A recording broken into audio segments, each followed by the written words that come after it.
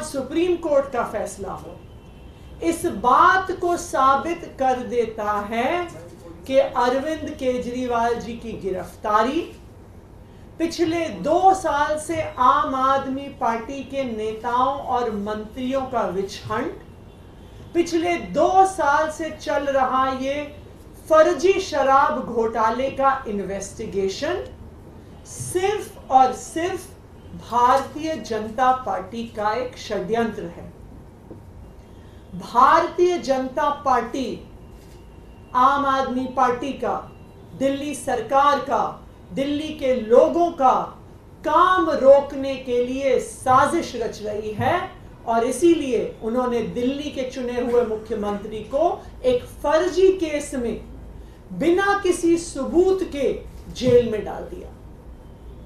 Rouse Avenue court ने जब अरविंद केजरीवाल जी को जमानत दी थी तो बहुत स्पष्ट तौर पर कहा, और एक बार नहीं बार बार कहा, कि इन्फोर्समेंट डायरेक्टोरेट के पास अरविंद केजरीवाल जी के खिलाफ कोई सबूत नहीं है।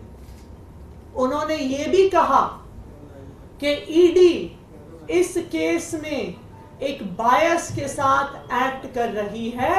ये कोर्ट के शब्द हैं, ये हमारे शब्द नहीं हैं। आज राउज एवेन्यू कोर्ट के उस फैसले पर सुप्रीम कोर्ट ने भी मोहर लगा दी और अरविंद केजरीवाल जी को ईडी के मुकदमे में जमानत दे दी।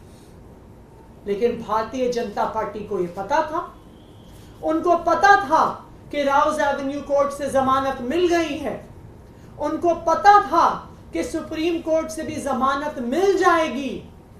इसीलिए उन्होंने एक और षड्यंत्र रचा और सुप्रीम कोर्ट में जिस दिन अरविंद केजरीवाल जी की जमानत का केस आना था, उससे पिछले दिन अपने एक और राजनीतिक हथियार सीबीआई से अरविंद केजरीवाल जी को गिरफ्तार करवा लिया।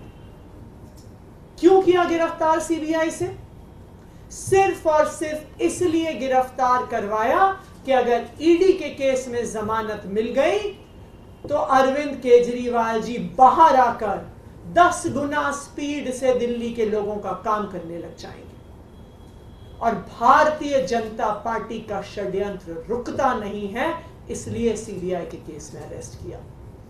मैं आज भारतीय जनता पार्टी को यह कहना चाहती हूं कि इस देश के एक के बाद एक हर न्यायालय ने आपके षड्यंत्र का पर्दाफाश किया।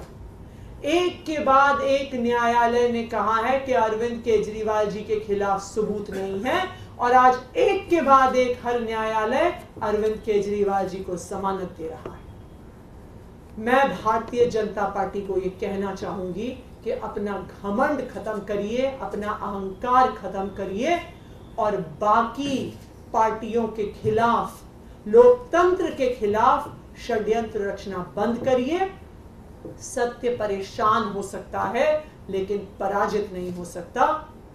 अरविंद केजरीवाल की ये जमानत आज पूरे देश के सामने ये साफ कर देती है कि अरविंद केजरीवाल सत्य के साथ खड़े थे, खड़े हैं और खड़े रहेंगे।